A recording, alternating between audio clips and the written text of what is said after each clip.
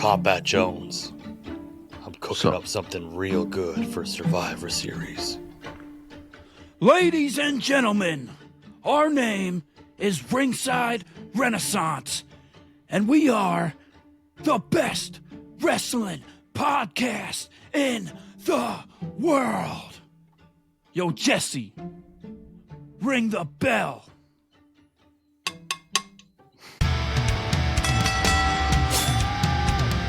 You are now listening to the Ringside Renaissance Wrestling Podcast.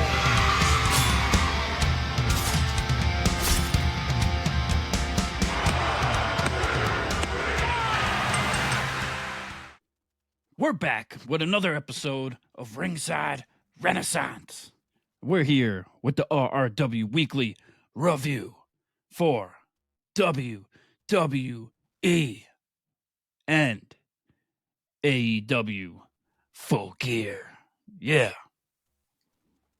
What a week it's been. Ooh. Crazy. Has it been a full week? I don't know. But we're here. And I'm here with pretty, deadly Jesse. Yeah. And I'm Andrew. Kombat Jones. Yeah. Crazy. You're shooting that thing all over the room, bro. Yeah. Throwing ropes everywhere, baby. Clack, clack. What a crazy week it's been for professional wrestling, man. I'm glad we're back for all of our AEW fans that have been kind of missing out on our reviews. We have been watching it. We have been following along. It's just schedules and life show up. And hey, listen, if you want us to do this full time and put out daily videos, then why don't you hit your boys up with some money and, become a benefactor of sorts so we can do this as a daily job. Yeah, we'll have to start a Patreon, or we'll just put our cash apps out there. Like, yeah. Yeah, like all them online thoughts. Yeah, them OnlyFan thought. Only wrestling fans. Only wrestlers. Yeah. So, shout out Violent J. So we've had a great, crazy week of professional wrestling. SmackDown was the lead up to Survivor Series is great. As of this recording, we haven't. Raw has not aired yet. And very interesting. Honorary Zeus, shout out Zeus from AEW, has pointed out that there is only 3 matches that are announced for Survivor Series as of right now. Really? So yeah, we've got the women's war games, the men's war games, and then Gunther and Damian Priest. Yes. So it's very interesting to see how this week's about to unfold. I can't wait. I can't wait to talk to you about all things professional wrestling. Oh yeah. Let's get into it. We're gonna start out with some SmackDown. Yeah. Why the hell not? Because it's the elephant in the room. I mean, how can we not speak on that first? What everybody's talking about across the whole IWC, internet, everywhere. Ladies and gentlemen, Paul Heyman, the wise man, has returned. Yeah. And what a segment that was, for SmackDown leading up to that, because we knew it was only 4-on-5.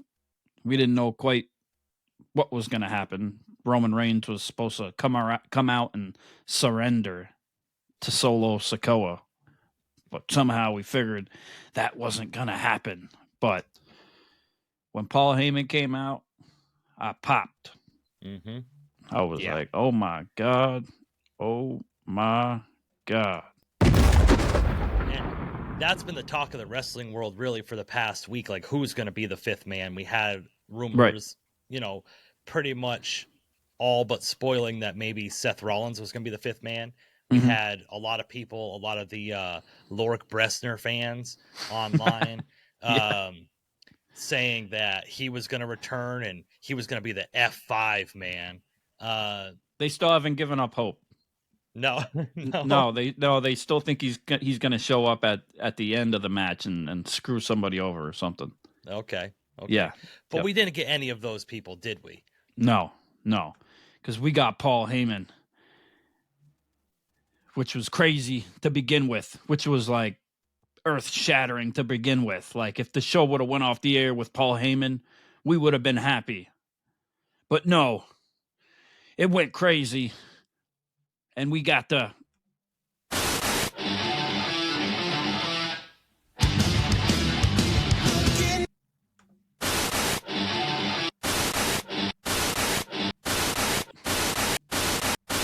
Woo!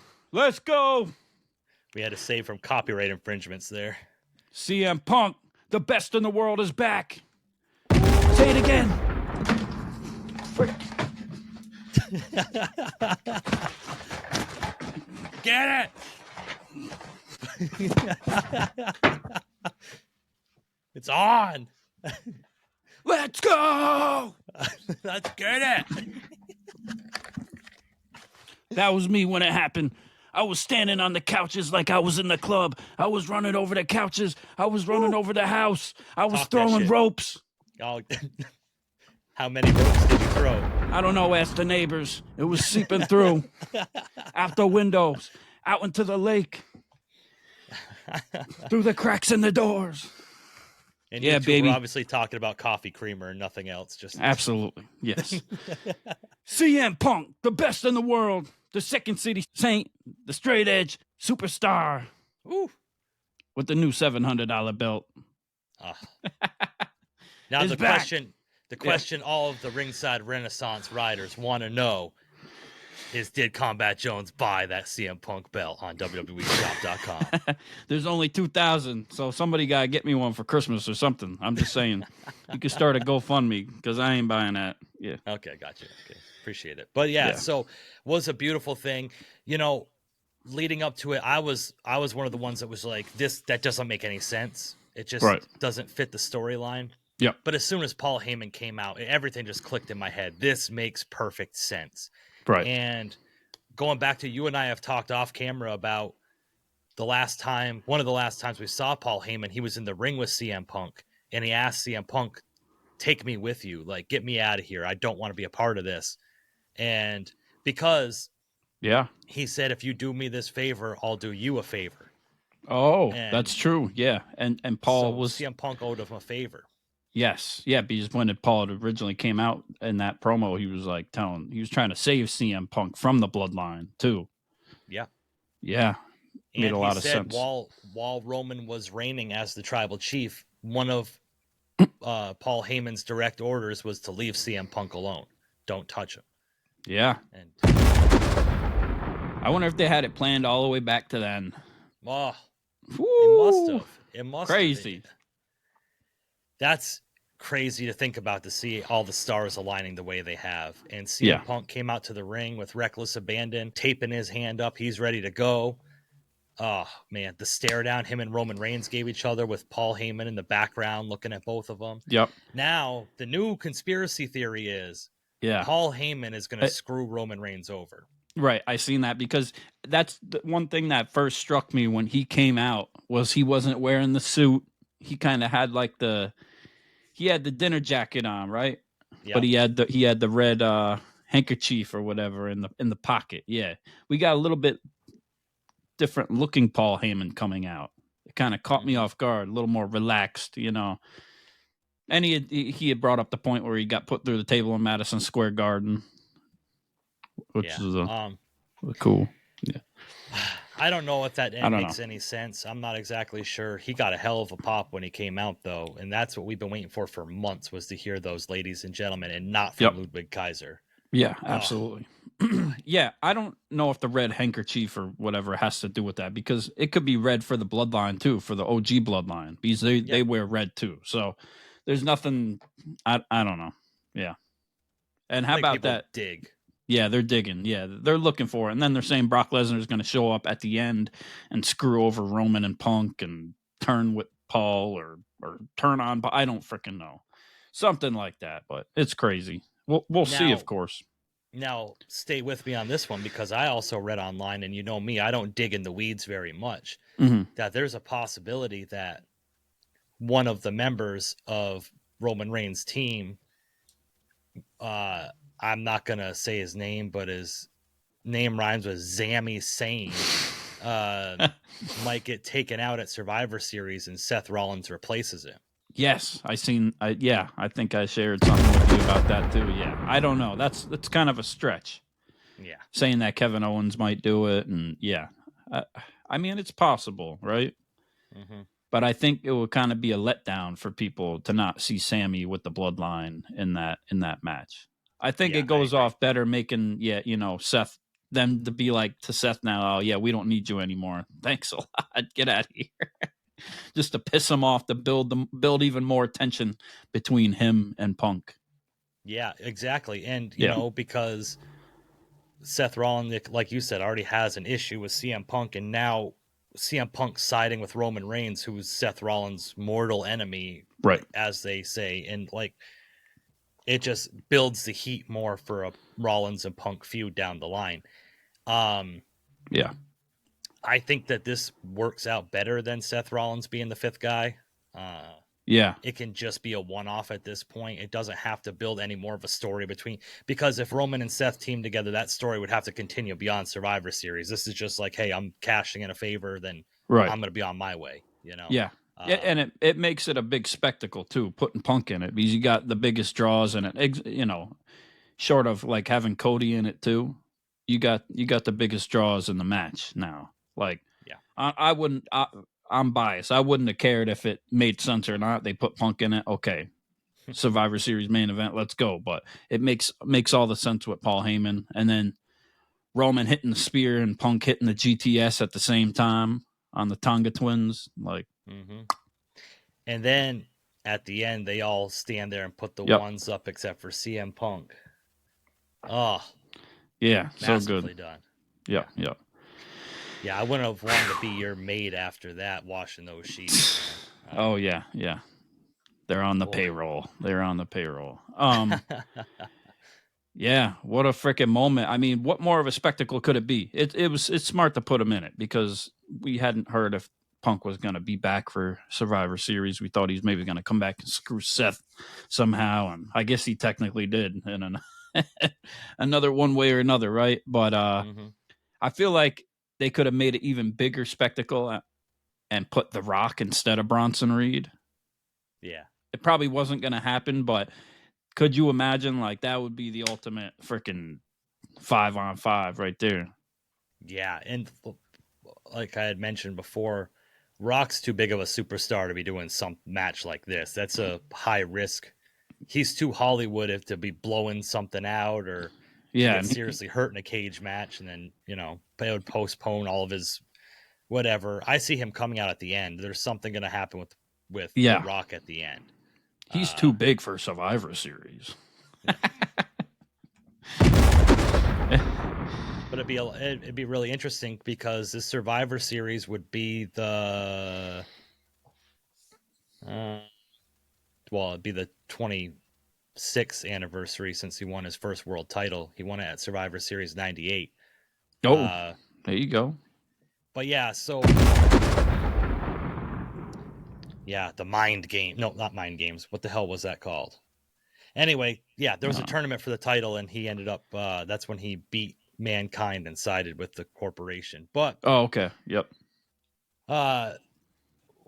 Boy, I don't know how else. Like you said, they can make it bigger besides The Rock. I mean, I was one of those ones that was really anti CM Punk being in this, but now that I got CM Punk in this, and I know it's what it's going to be, I'm pumped. I'm like jacked up for it. So right. And it's a good full circle, because like we said, Punk had came back last year at Survivor Series, and that was his big start. And they had just released the 11-minute video of the backstage happenings of CM Punk returning and him going out and then being greeted by everybody, and his interactions with Triple H and all the other superstars backstage. And Seth Rollins was not there. Yeah. It was cool to see him and Dominic look at each other. Dominic's looking at him like, "Oh, you remember who I am?" Like, it was cool. Yeah, I'm like I said, I'm a little bit worried as far as the rest of the card. Maybe they're putting too many eggs in a basket, just wanting the War Games match to carry this whole thing. And Survivor Series is one of the big four. But boy, if they're just going to have one match to carry it, this is one that's going to carry it. But I'm just really pumped to see this. Now the sides have been set, the battle lines have been drawn. It's ready to go. Yep. Barring one of these outside things that we had talked about. Yep. I think it would be just too much to have Brock Lesnar come back at this point. Like we've talked about with different things, you're muddying the waters too much. Right. Like you gotta let things as what they are. We are going to do a separate prediction video, a quick one, I believe, right before Survivor Series. What's that? Yeah. We're going to do a quick prediction before Survivor Series, I believe. So so I won't. I'll save what I'm. Yeah. Yeah, I was thinking the same thing. I was literally going to ask. I'm trying to get into it, but I think we will get something at the end. That's all I'll say. Yeah. Yeah.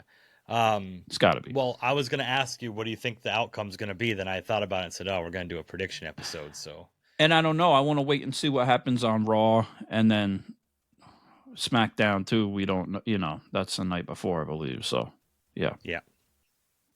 I don't see them as booking matches the night before Survivor Series, though. I would think. So, if there's only 3 matches, I would assume we're gonna have like 5, right? No more than 5 altogether, for sure. They may add 1 or 2 more here on Raw or SmackDown. Probably Raw would probably be a better time to add it to get people ready, but. If they only do have those 3 matches, it's just going to show how long those matches are going to be. Obviously, the War Games matches between the men's and the women's, like they're gonna book that and they're gonna milk the time out of that for sure. Yeah, and I would like to see like at least one mid card title defended. I think we might get Shinsuke Nakamura and LA Knight. Yeah. We'll see how that goes. Seeing what happens tonight, maybe something with Sheamus and Kaiser with Braun Breaker for the Intercontinental title. I think those guys, LA Knight, obviously he's a superstar. Braun Breaker is a rising star, but to have them have a shining moment on a PLE, I think would just do wonders for their career. Or maybe even the tag titles. I'd like to see one of the tag titles defended. This should be a tag match. Yeah. So we'll wait and see. Yeah, we got Cody and Kevin Owens scheduled for Saturday night main event for the championship, so we're not getting that. And they had their promo on SmackDown, which I thought was actually pretty good. Is this a screaming match? Yeah, it was. Yeah. I felt like I was driving through Wiggletown on a Saturday night. Yeah. Like that's all you'd hear. Yeah. It's the government's fault. It was like the Macon Hotel. Yeah. Yeah. Who's the victim here? I don't know. Yeah. I'm not sure. I'll tell you. Yeah. I'll tell you who the victim is Cody, because his best friend, his confidant, his number one guy, his right-hand man, his side piece, if you will, just completely turned his back on the champion. Jealous, obviously, that Cody Rhodes has had so much success, superstar success, and Kevin Owens has just fallen to the wayside. I mean, or maybe I can understand why Kevin Owens stinks. Well, maybe Cody's just ungrateful for the help that he's gotten, and he wouldn't have got to that place without KO and all these people helping out. And now he's kind of turned his back on them. May I remind you maybe he's a little jealous. May I remind you that at WrestleMania 40, the biggest main event of all time, when Cody Rhodes faced Roman Reigns for the undisputed WWE Championship. Infinite story. Kevin Owens was nowhere to be found to help out Cody. Well, so was he truly a friend in the first place? Because the bloodline was coming out and just interrupting and interfering every twist and turn, and we didn't get Kevin Owens even come out and show his little freaking weasel face. That's true. He tried. I mean, I'm not sure where he was at that point. Was he hurt? Or was it a plan all along? Was it a plan? Working with Solo all along. Oh, Lord. No.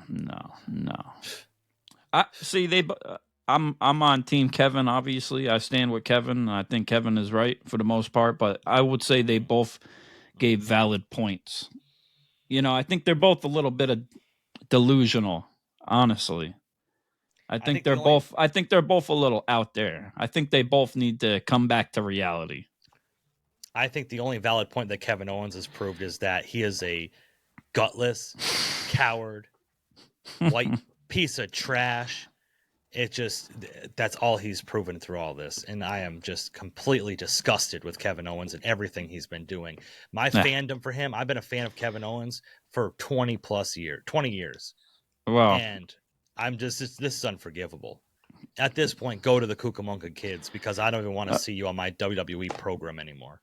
Well, as you know, I had wrote a whole paper on it, and I had bullet points, and I had explained them all on the show a few episodes ago. And it's like Kevin Owens watched the show because he came out and he cut that compelling promo in Cody's face, screaming at him, and went right down the list of everything I said. So, need I say more? It seems like the IWC agrees with me, so I'll rest my case. I would rest my case, but it's going to take me days to put you in the dirt and show you everything that you've said wrong about this. So I'm just going to let you pretend like you have this one because a good friend of mine once told me I'd rather be happy than right. And if I'm going to prove my point to be right, I'm going to be miserable doing it. So well, I'm glad you can have this one. Making you happy makes me happy. Happy ending. So this turned into a whole I don't know why Kevin Owens came from the crowd because he's a man of the people. Okay. And it was just them screaming at each other. You never cared about me. Yeah, you just cared about yourself. And Cody Rhodes even had to go out there and quote the great Sabrina Carpenter, please Kevin Owens, come out here now. Yeah. I forgot all about that. I kind of felt like I was watching like a rom-com where they got in a fight and they're in the middle of the street in like Times Square and they get in an argument. You are so full of yourself.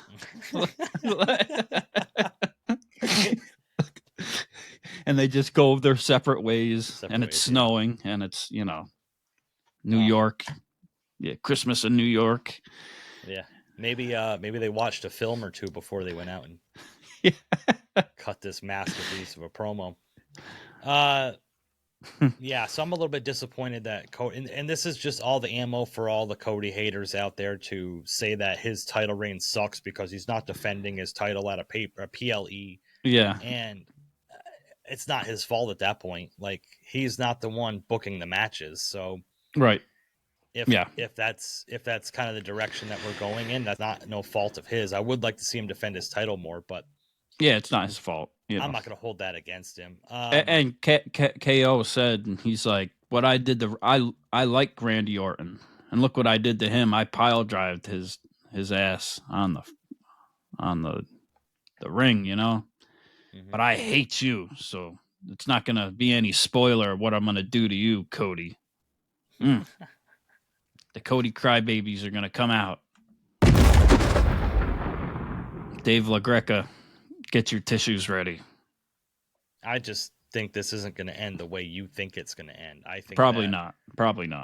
The American Nightmare is going to throw up at Saturday night's main event and tell that little turncoat Kevin Owens really where to stick it. Yeah, I think you're probably right. But Kevin's still right. Yeah. He's not. Cody's just better, and he's the champion. So. We had another match in the United States Women Qualifier. We had Chelsea Green, Bianca Belair, and Blair Davenport in a triple threat match. I really didn't want to side with the people saying that people getting called up from NXT really don't get right whatever, but Blair Davenport has been squandered massively since she's been called up to the main roster. She has, and she's kind of like a random call up too, because I don't think she had really won much championships in NXT either. No. So she's kind of like randomly come out of nowhere, and then this is Blair Davenport. Like, we know who she is, but yeah, they haven't done anything with her. She hasn't really won. She's there to be the heel, obviously, which she does good at. Yeah, this match was whatever. I love this great big Chelsea Green backing that the fans seem to have gotten. I don't see it, but I'm glad that like there's like a massive movement for Chelsea Green right now. But during the match, you know, Bianca Belair had the upper hand, and it looked like she was going to put this away. And then we got a little bit of a backstage video from the parking lot, and poor Jade Cargill. Yeah, I don't know what the hell took her out, but it's like the Hulk came and Bronson Reed. Yeah, or worse. Like, did you see the shape she was in? Would they leave her in the dumpster? Or was it on a car? Or no, it was on a car. On a car. Yeah. That's what I'm saying. Bronson Reed splashed Braun Strowman through a car. That's his MO. I wonder if the windows were blown out. But maybe but damn, that blown out. Yeah, Jade Cargill. Woo! I mean, that car was demolished. She was demolished. She was battered. It was not good. Now the IWC is in a buzz of who done it. I want to know who done it, because whoever done that did some serious work. Because Jade is not no light work. Like,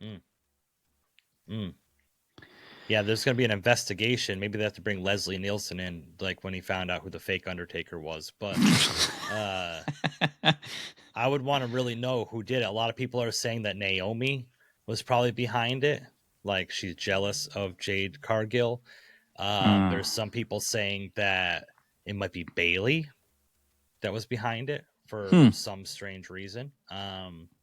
Even Piper Niven, because of Chelsea Green being in the match. Yeah, I could see maybe Piper, Niven. That makes sense with Chelsea being in the match. Like, Nia Jax doesn't really make sense, but man, it's got to take a powerhouse to do some work like that to Jade.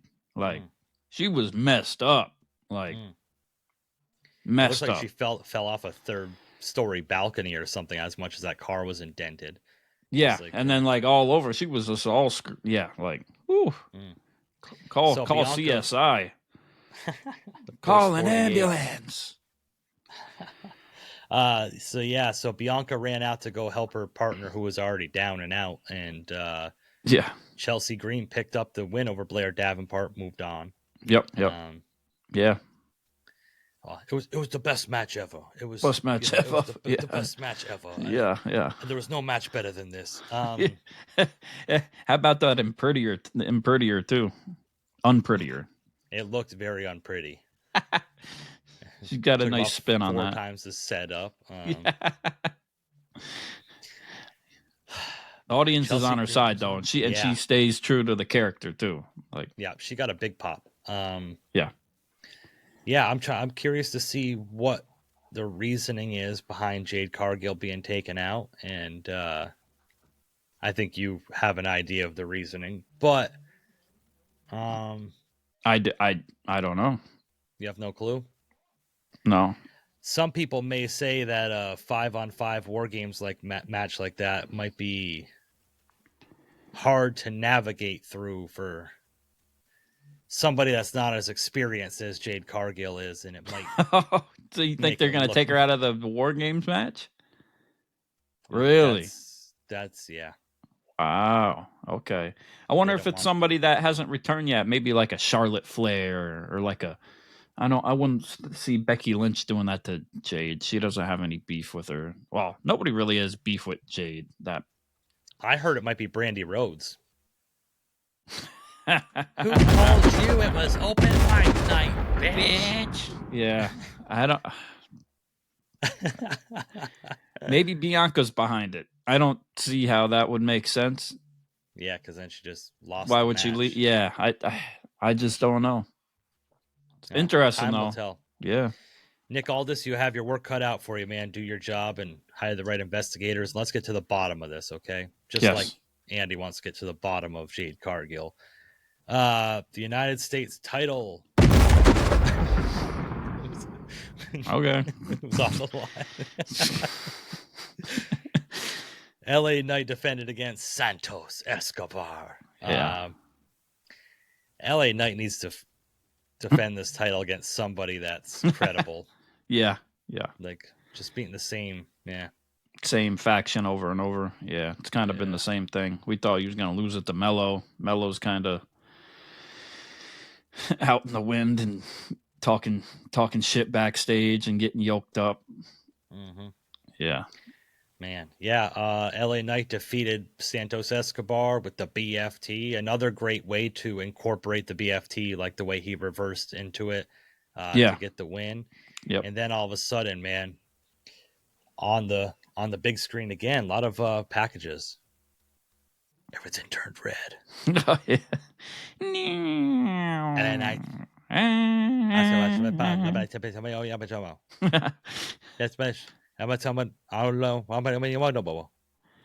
LA Knight. Bitch.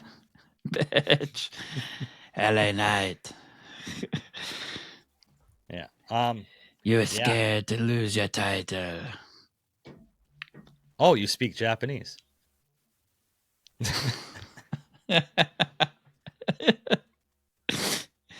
I feel like that's my only problem. I thought it was funny, it was cool, but I feel like it's the same exact thing he did to Cody. Mm-hmm.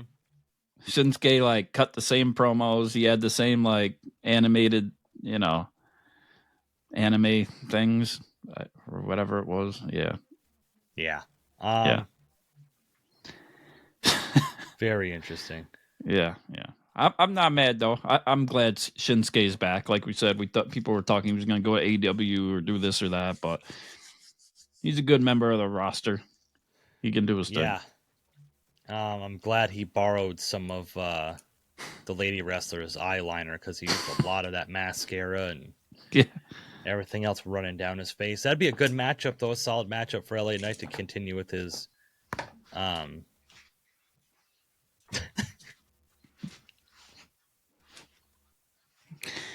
Can I?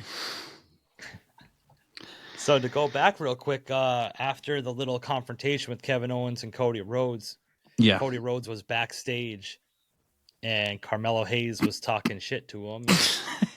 He's talking crazy. Cody Rhodes was not having that tonight, sir. No. Mello was giving him the business. Yeah. Mello was talking sideways out his mouth, and he got slapped up for sure. Cody threw him into that. Yeah. I think Cody talks sideways out of his mouth. That's why he's got this. Yeah. He definitely does. Yeah. Yep.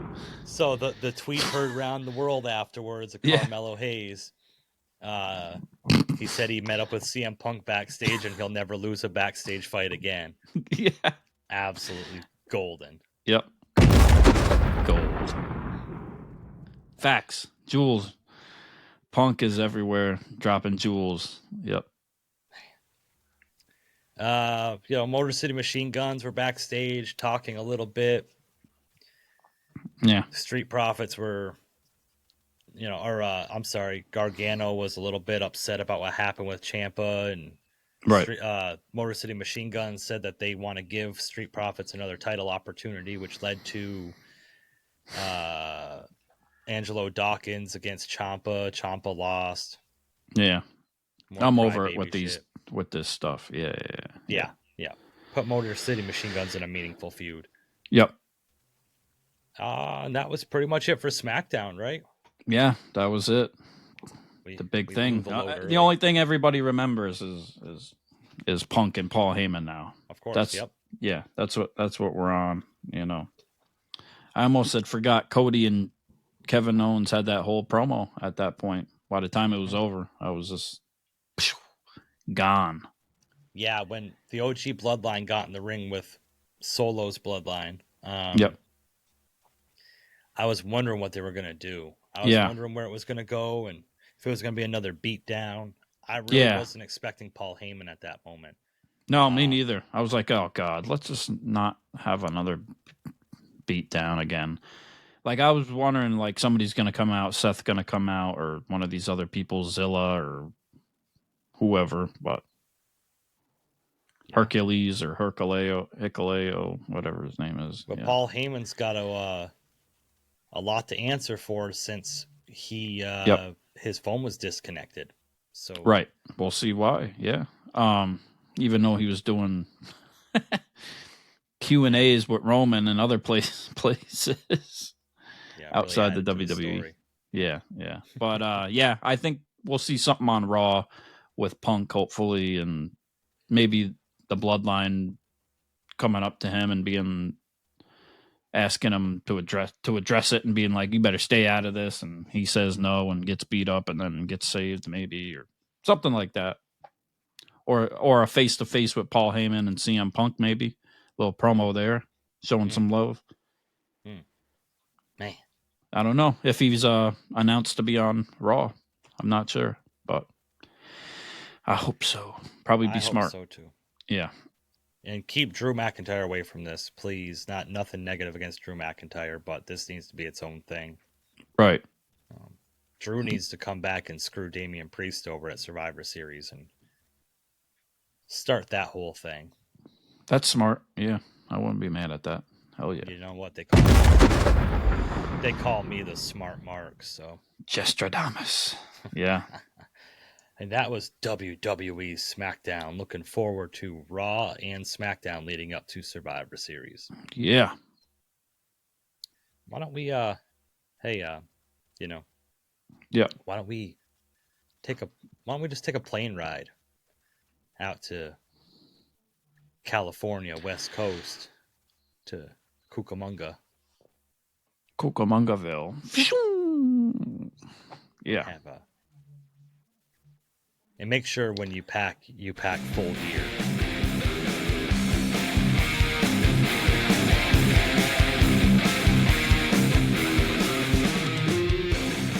Yeah, baby. AEW Full Gear from Newark, New Jersey, the Prudential Center. Yeah. Now, when you went with saw Full Gear in the past, that's where it was, right? The Prudential Center. Yep. So they're running the same cities for the same pay-per-views. A lot of the times, yeah. It was. Okay. I believe it was 2 years ago because I don't think it was in the same place last year. I believe Full Gear was somewhere else last year. Okay. They'll all be in Daly's place soon. Yes, yes. It definitely wasn't as full as it when I went. It was packed. Yeah, it was a pretty hot crowd though. My issue with AEW fans, it seems like they're just they're there for the spots. Yeah, they pop for the spots. Right. Like, there's not a whole lot of chanting going on. There's not a whole lot of buzz until a high spot happens, and all of a sudden everybody goes, "Oh!" and then it's right. Is what it is. But Full Gear did happen at the Prudential Center. We did have the kickoff show. We had the Boom AJ versus QT Marshall, which that was 15 minutes of my life. I wish I could have that. Was it the Glizzler? The Grizzler? The Rizzler. The Rizzler. Oh, the Rizzler. The Glizzies. The Rizzler. Yeah. And Big Justice. Yeah. What did you think? What did you think? You don't know. You don't know about the TikTok sensations as the Costco boys. I mean, I've seen it a little bit, but not really. I don't know much about it. I'm gonna have to look into it more. But I know it's obviously popular. The only thing I ever knew about it was Pat McAfee and the boys were referencing it for about 2 weeks until they announced that they were going to be on AEW. Then Pat stopped referencing it completely. Oh yeah. So I don't know if there's a happy coincidence there, or if he was told probably leave that one alone. You know? Yeah, fair enough. Yeah, I didn't care about that, but on the main card, it started out there was a fatal 4-way tag team match for the tag team titles. The Champions Private Party against the Acclaimed, against the Outrunners, against the Kings of the Black Throne. When there's only 2 out of the 3 House of Black, they're Kings of the Black Throne, I guess. Yeah, I don't know why they couldn't just call it House of Black. Yeah. It's stupid. Yeah, you called this match for sure. Made sense when not Private Party. When the Acclaim came out, Max Caster was kind of dissing his partner. Mm-hmm. Was it Max Caster or no? What's the other one's name? Anthony Bowens. Yeah, he was dissing Anthony Bowens. Yeah. Sorta. I'm like, what is going? I'm confused about this. I mean, yeah, whatever. The AEW Mole on X said that that's going to be a heel turn for the Acclaimed, and Anthony Bowens is going to be reluctant. But I'm starting to think this AEW Mole is just somebody that reads dirt sheets and posts, because he got a lot of things wrong for Full Gear, and then was like, oh, well, they're handing out multiple cards so it doesn't get leaked. It's like, multiple. Show yourself, Mole. Come on here and show yourself. Yeah, be a whistleblower like Bob Lazar. That's right. Yeah, come on the show. Let's do it. Yeah. Let's do it. We can black your face out and everything. It's Dennis in the back of the van. Yeah. That'd be amazing. The one cool thing I thought was interesting in this match is, I believe it was between the Acclaimed, I believe. They both got tagged into the match. Oh, yeah. And one tried to pin the other one. I've never seen that in a Fatal 4-Way, like a tag match, a multi-tag. I've thought it before, like, why don't they just pin themselves? Yeah. But I didn't know if the referee would count it. But the referee counted it because he's clearly an idiot. Yeah, very smart. Yeah. All I know is the Outrunners are dogs, bro. Yeah. The Outrunners are Turbo and... Oh, my dude. The head banging with the... Oh, it's so good. Yeah. I guess it's not their time yet, but it's coming.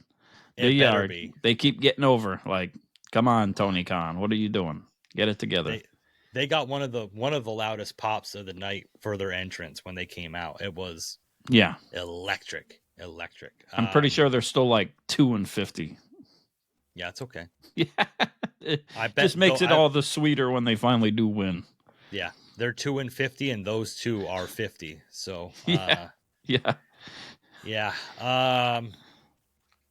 mean, it was a spot, whatever. Yeah. AEW style matches. I go into AEW realizing I'm going to watch AEW style matches, and Private Party wins, retains the tag team titles. Good on him. I wouldn't want him to lose it so quick after winning it a couple weeks ago.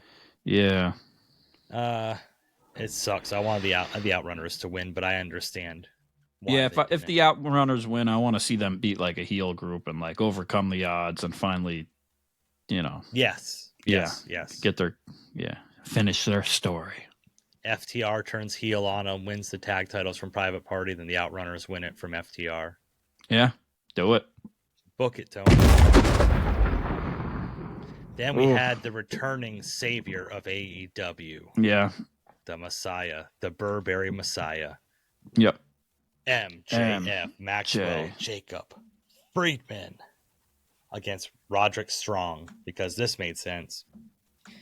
I'm better than you, and you know it. Yeah.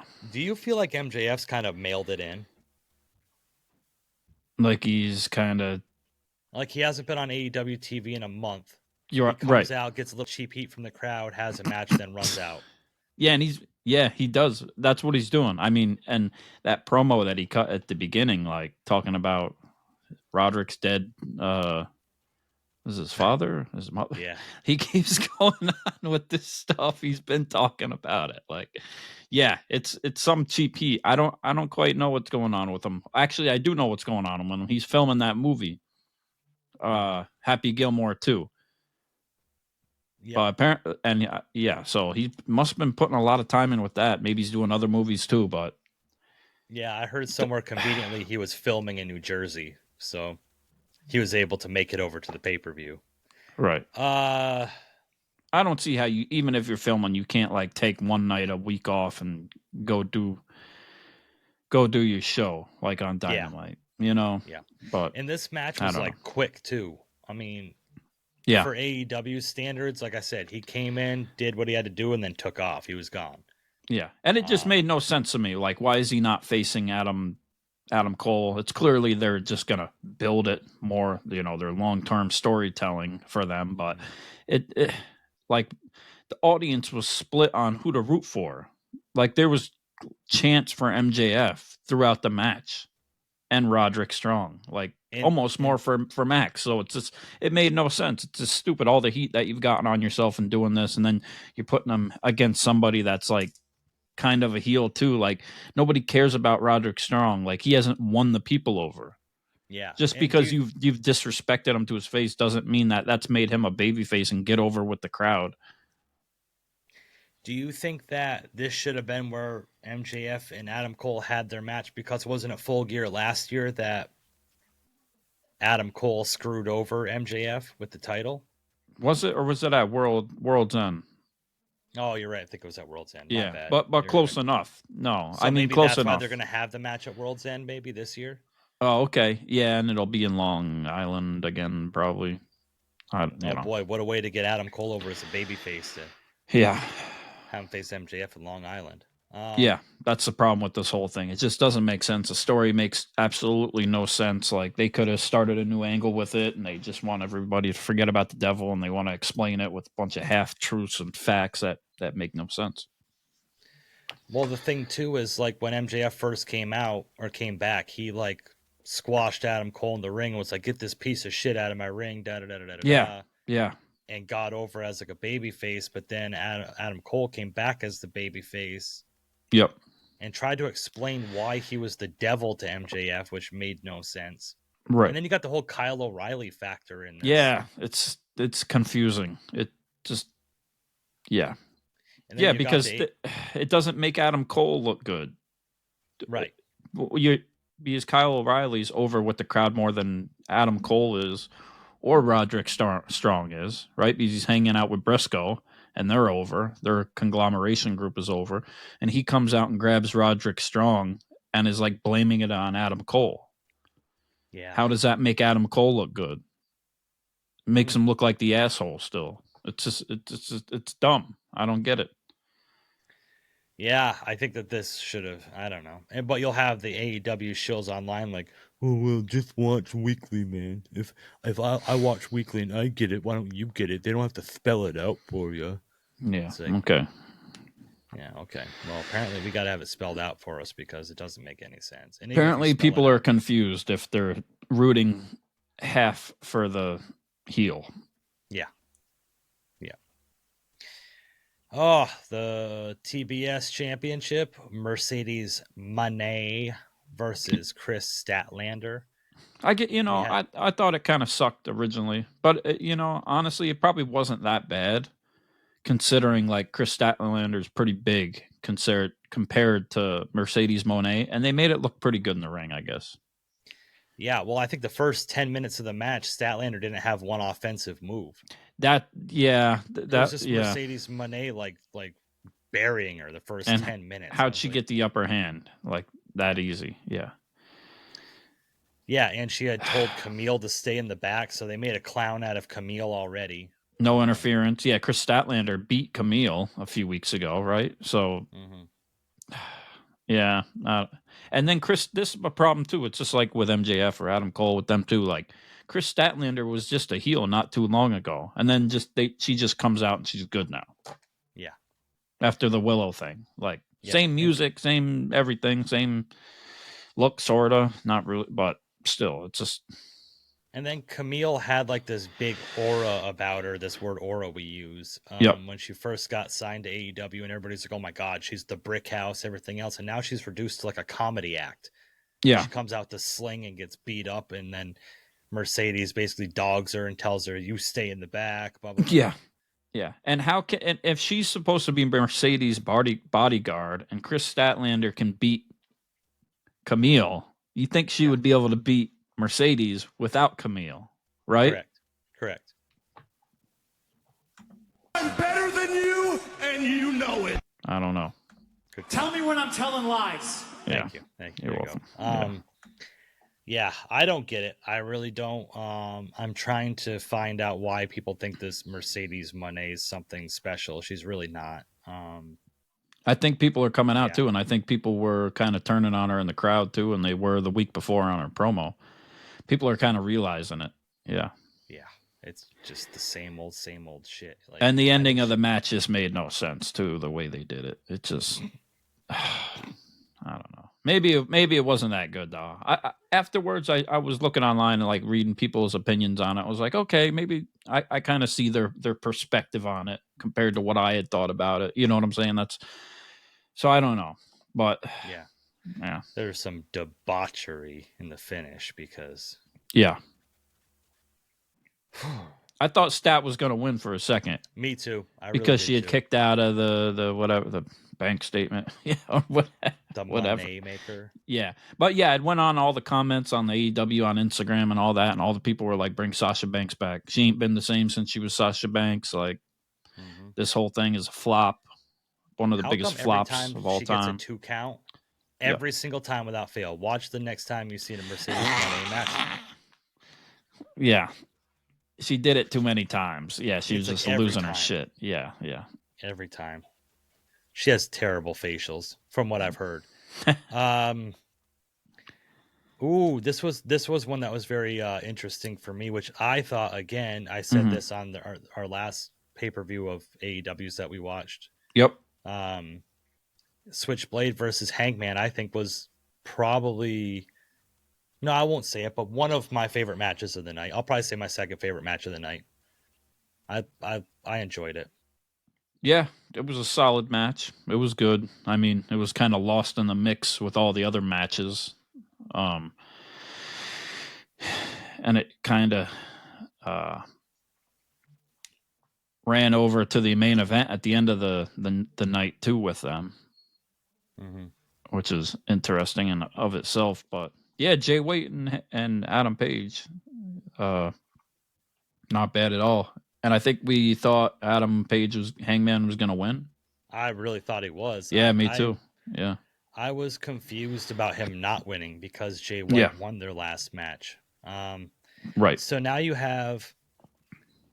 This is the train of events that I look at. You have Swerve Strickland, who is just the AEW World Champion, loses the championship, faces Hangman Adam Page in a lights out unsanctioned match. Right.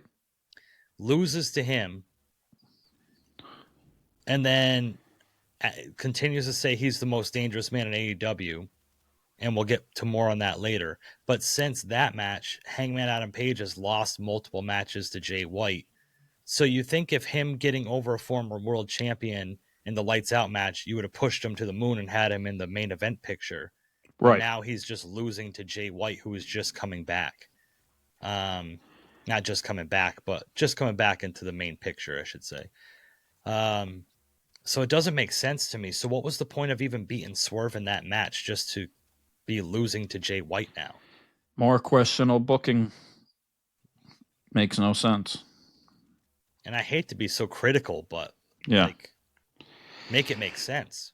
Yeah. Make it make sense. Right. It was a good match at least, but yeah, exactly. But and that's what a lot of these AEW fans are. Oh, it's all about the good matches. We don't care about the story. So okay. Yeah. Kyle Fletcher and Will Ospreay had their long-awaited blow-off match. I was not a fan of this at all. I'm tired of Will Ospreay matches. Get in the ring and do some fin wrestling. This flippy dippy shit. Yeah, it's the same stuff. It's the same stuff. No selling. They clearly have chemistry in the ring because they're like best friends, or they were a team at one time, and all that. But yeah. I can see why people would say it was a great match too. Like I'm sure Uncle Dave Meltzer's going to give it like 7 stars. Oh, for sure. Right? For sure. Yeah. Like it was good, but it it's just no selling. So if you like something like that, it was probably amazing. If you didn't and you're against that and you think it's stupid, you're going to think it's stupid. Yeah, I thought I appreciated it for what it was, but like you got to take it with a grain of salt, right? Because we seen like all these pile drivers or tombstone pile drivers or regular pile drivers, like on the, what do you do it on the steps or something? Mm-hmm. Yeah. So he can take one on the steps and then get a 2 count. But Randy Orton gets a pile driver just on the ring from Kevin Owens and has to be taken out in an ambulance. Yeah. And hasn't showed up since. So it's just the no selling and stuff. And it's diminishing the, they're doing it to themselves at this point. Mm-hmm. WWE kind of threw salt on the wound with their overselling with Randy Orton taking that and not using that move at all. And it's kind of throwing a shot back at AEW, and AEW kind of like shot themselves in the foot with it. Yeah. To me, it just, if you want these moves to have value in a match, to have them not have value in other matches, is like you said, they're just shooting themselves in the foot. It doesn't make sense. Now, what if this new hot up-and-coming wrestler comes in and they want to use the tombstone as their finisher? Well, right. It doesn't make any sense because someone just got... That's multiple times. We saw Tony Storm last year get a tombstone on the steps and then just come back and win the match. Like, yeah. It doesn't make any sense. So at a certain point, what is someone going to have to bring a gun out and shoot the other person in the ring to beat them? Like, yeah. And there's people with finishers that are very unimpressive and very lackluster in AEW right now, and they get a 3 count with those, but that won't do the deal. I mean, it's impressive, all these gymnastics and like their choreography that they do with each other, and I'm sure it takes a lot of time to plan this out and do it, and I respect it, and the audience respects it. You know, you're there, you clap because it's impressive. They get up and they know who's gonna do what next, right? Like, but that's just all AEW is. Yeah, it's the same thing. I'm here to issue a challenge to Will Ospreay. Yeah, Will Ospreay. I'm not going to challenge him in the ring. You're crazy. Okay. I want to see a technical wrestling match from Will Ospreay. Right. Like a technical wrestling match. We've seen you do the flippy shit a million times.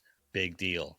Like, I want to see headlock takeovers and, like, you know what I mean? Like a technical wrestling match. Do you think the match with MJF was more technical, or do you think MJF had to meet Will at his level and kind of go and have that Will's type of style match?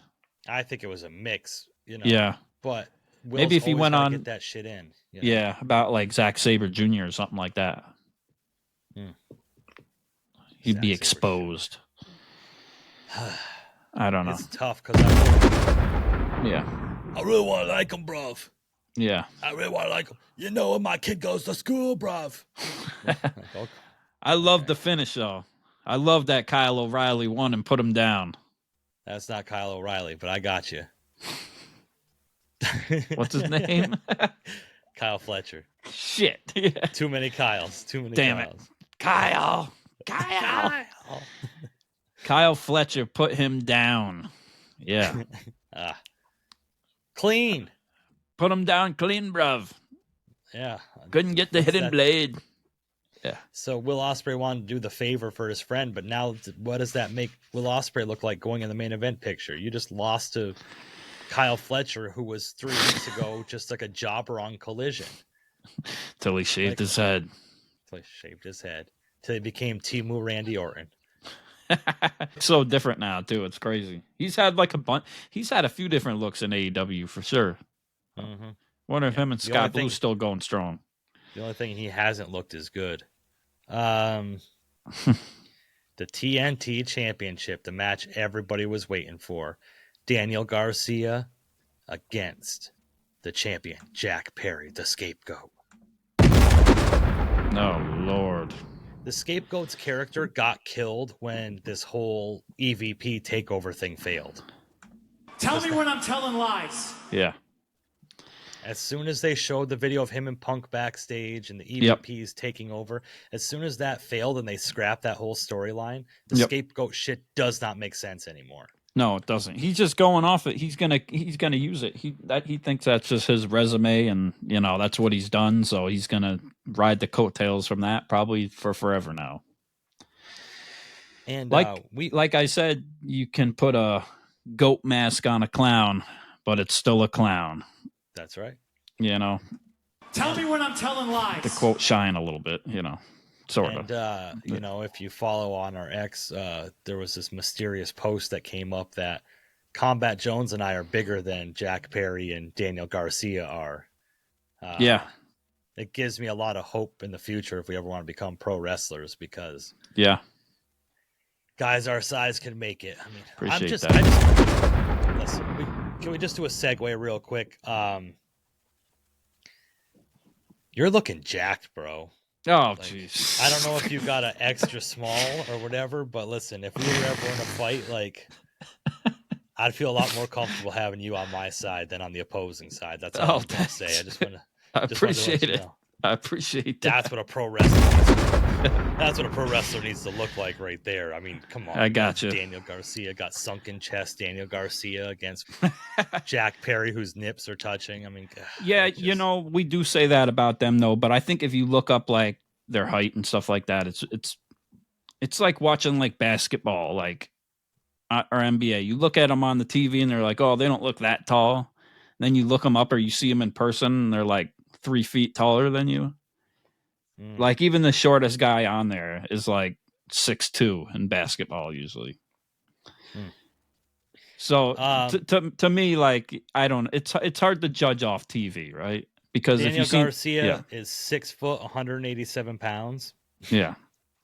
Okay. I'm 6 foot, 195. Okay. Fair enough. Well, I'm like 5'8" on a good day. So there we go. Jack Perry is 5'10". So yeah, fair enough. Yeah, I mean they don't have a listed weight for Jack Perry. I don't think they really want anybody to know. So we're close. We're close. I'll put it that way. Yeah, I'd probably put him at like 175 ish to be nice. Really? Maybe, I don't know.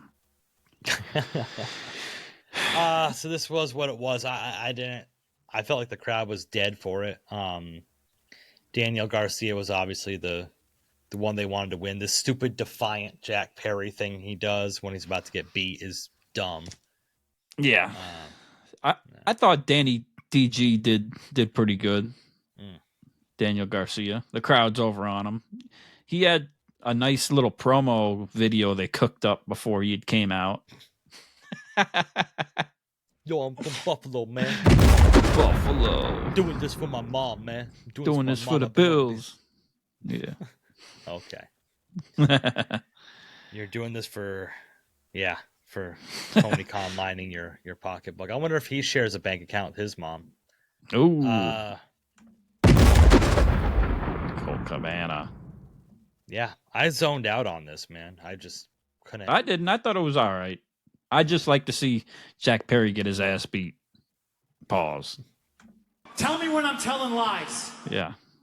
But Danny DG finished him off. I thought Jack Perry was going to get the win again for a little bit. Like they did all right with the false finishes at the end and stuff like that, kind of swerving everybody. But everything felt rushed to me. The first 3 matches, I think the start of the third match of the night, they were still in the first hour, but then the end all felt so rushed. Yeah. And like Daniel Garcia won the title and just got up, celebrated, and then just ran out of the. Yeah, it was quick. Yeah. I think they would have given some more fanfare for his first title right win in AEW, but he's deserved it too. You know, we talk a lot of trash about Danny Garcia and all that, and the dynamic dick and all that, and he's earned it somewhat too, right? The trash talking, but he has earned the title and some of the respect also because he's been there for a while. He's been there for a long time. He hasn't had a title yet, and he's been put over on a lot of times. He's been the whipping post a lot of times for everybody. You know, I can remember him. The first episode of Punk had showed up on Rampage in Chicago, and John Moxley yoked him out and choked him out. You know, and left him in the ring. And it's been done to him a lot of times. So he's been there. He's put in his work. He's gotten over with the crowd. The crowd's got over with him. Yeah, congratulations to Danny Garcia, though. Yeah, that's true. You know, I want to see him bring the dynamic dick back because we had a lot of fun with it. Yeah, he kind of got away from it. I'm disappointed in us that we talked about a private party match and didn't bring up the shots. Oh yeah, shots. Yeah. Do the dance. You got it.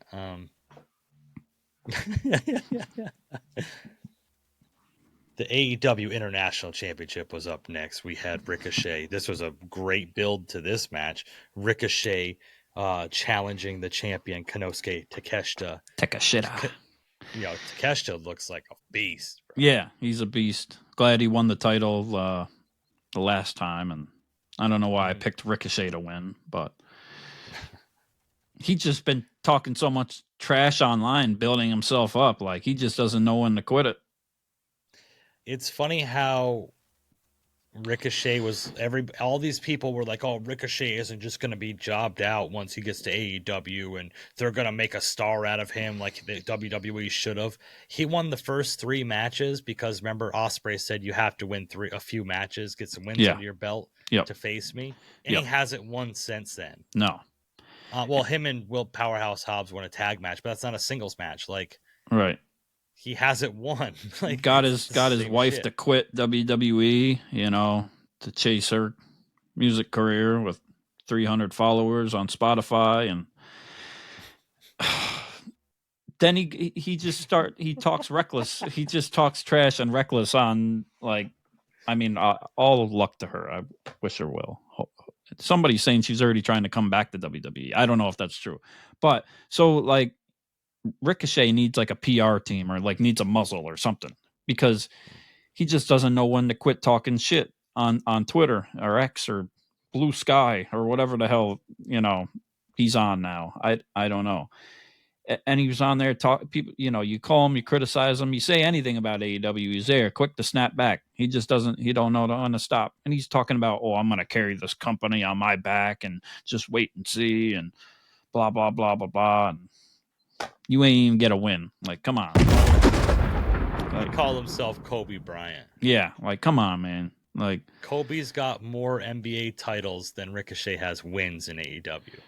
And all this trash that he talks online, like, why can't you cut a decent promo then? Like, yeah, you need to, you keep these Twitter fingers and carry it over to the microphone.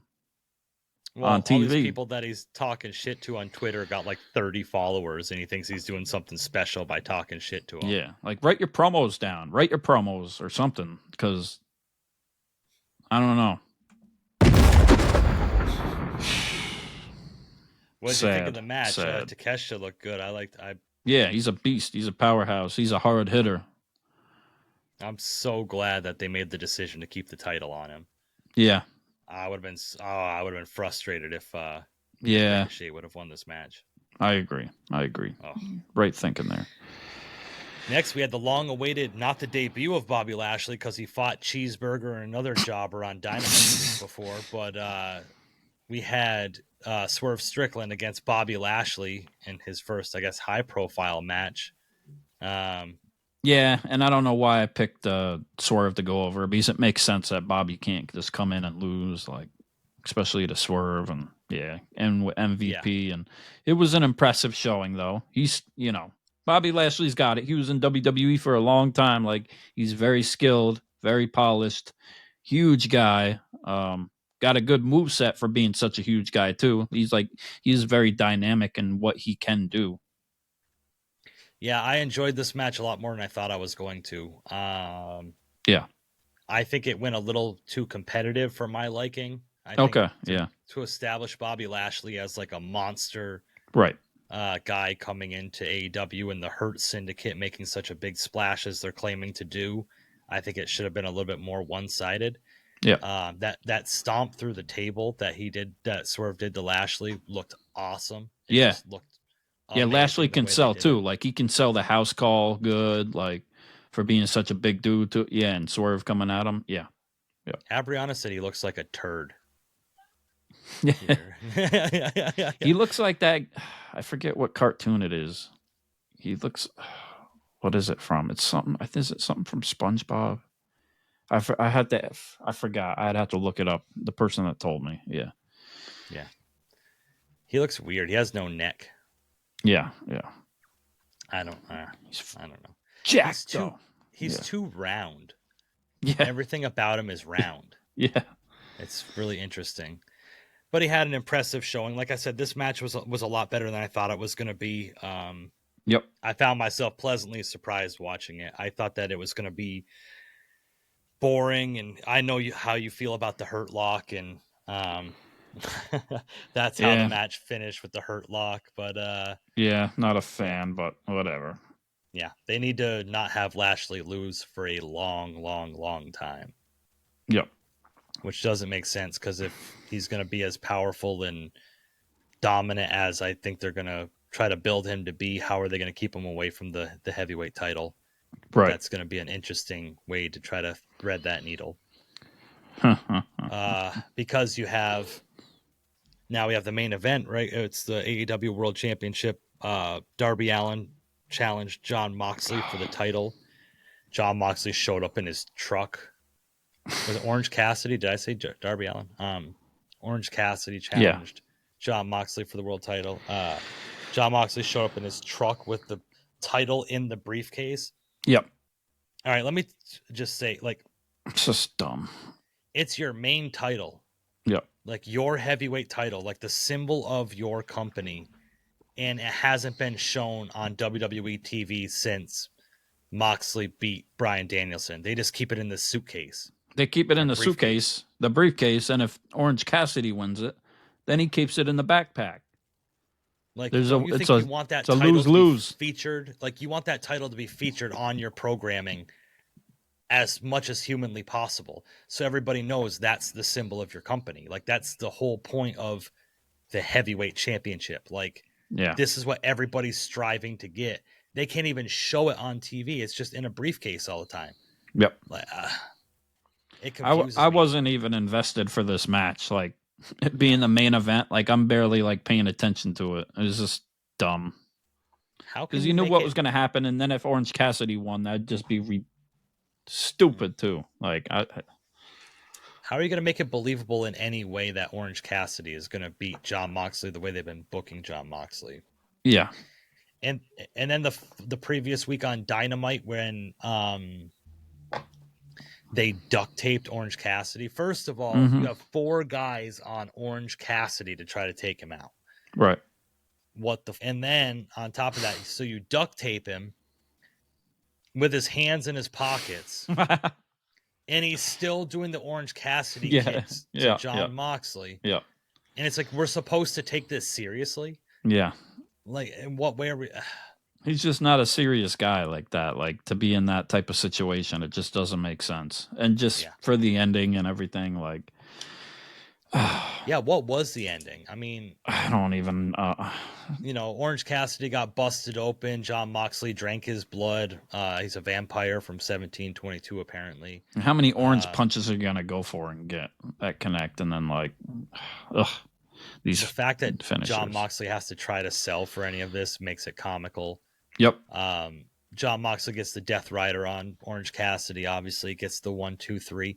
And then Pac, I believe, either Pac or Claudio gets in the ring with a squirt bottle full of poison or something. Do they ever explain? I don't know. Like, Softface is trying to explain what this stuff was. Yeah. But it just didn't make any sense. Were they trying to, like, dump poison down his throat? Or I don't know.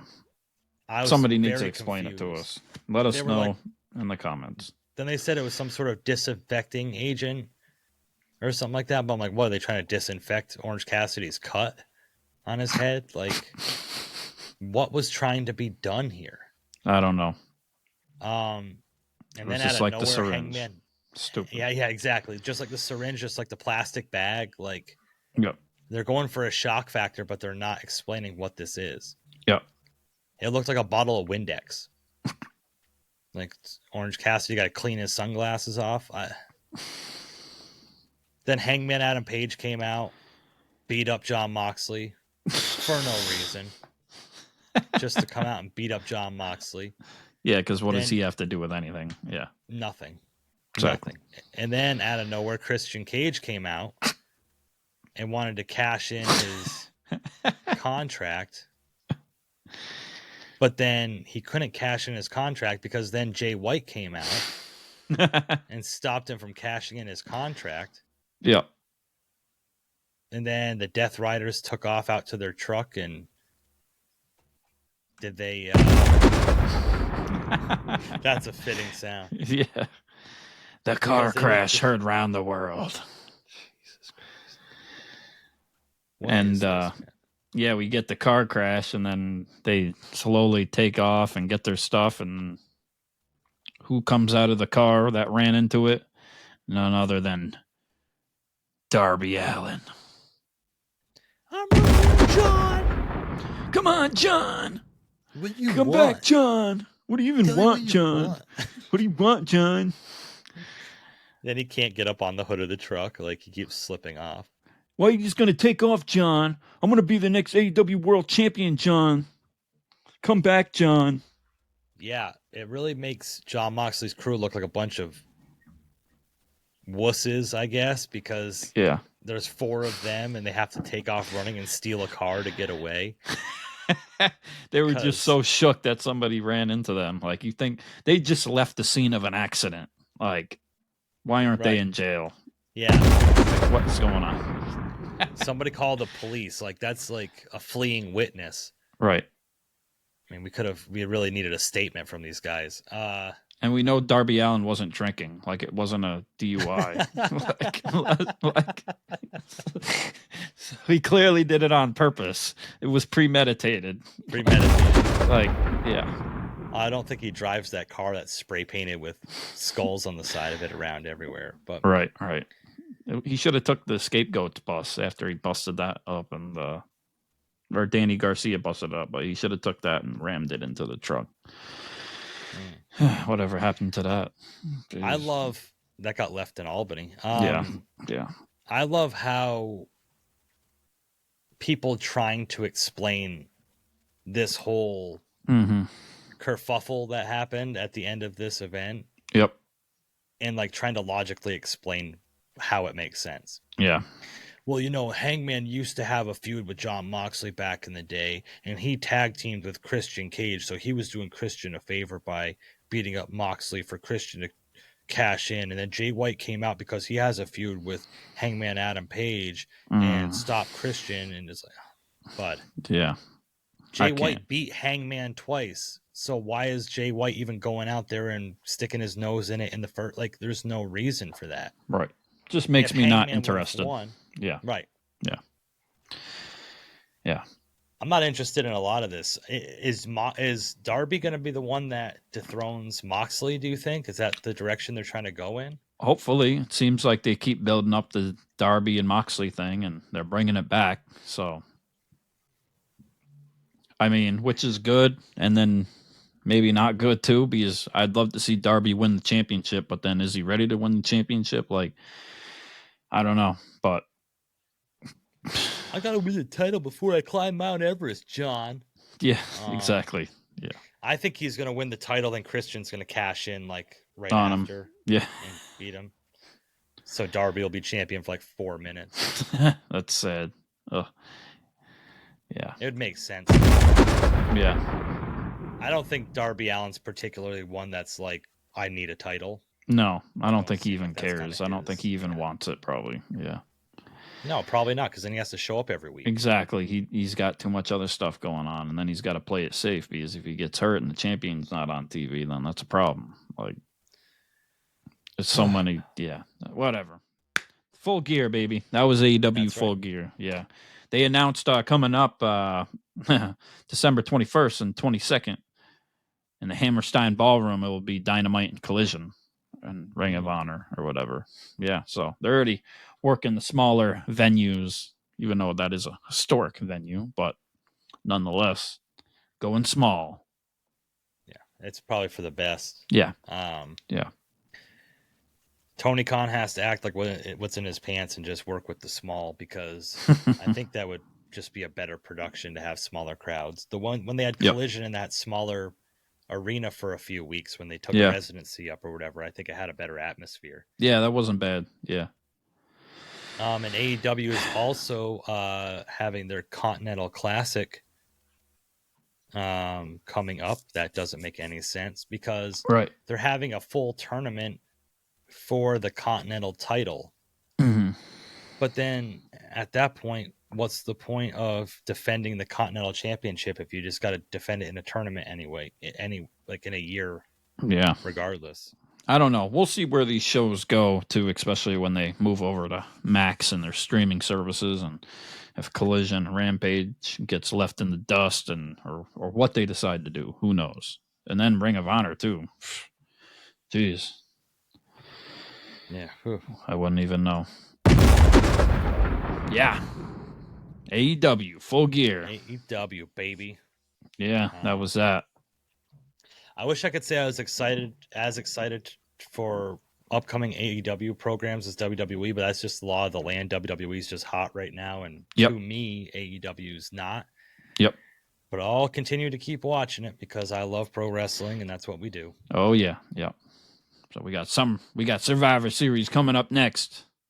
We'll be back with our prediction videos very soon. We hope everybody enjoys their week and the build up to Survivor Series and War Games, and enjoys Dynamite too, and whatever else you're into.